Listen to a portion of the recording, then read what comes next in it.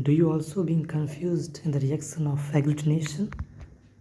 That is, which antigen and antibody will go on reaction and will cause the hemolysis?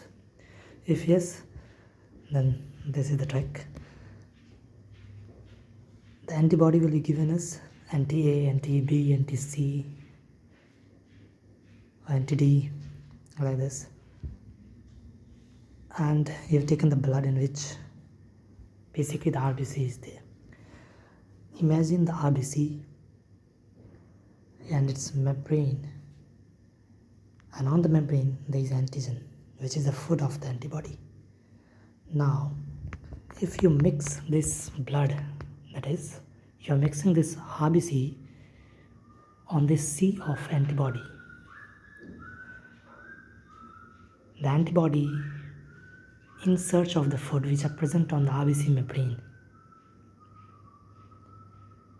For example, if you have the antibody of A positive and you mix A positive blood, that means the RBC of A positive blood will have antigen representing A. Now anti-A antibody will eat this A and the hemolysis will occur. Definitely. Same. Now if the antibody is say anti-B, now in that case the same RBC having A antigen, will that food A eaten by B? No, this cannot take place. So no agglutination will take place with the anti-B and so on. So just imagine the RBC and its membrane is the food you give, whether it's A or B, right?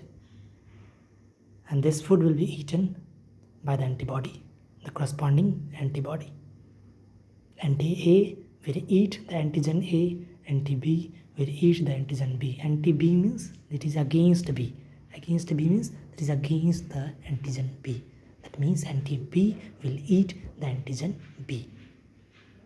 Right?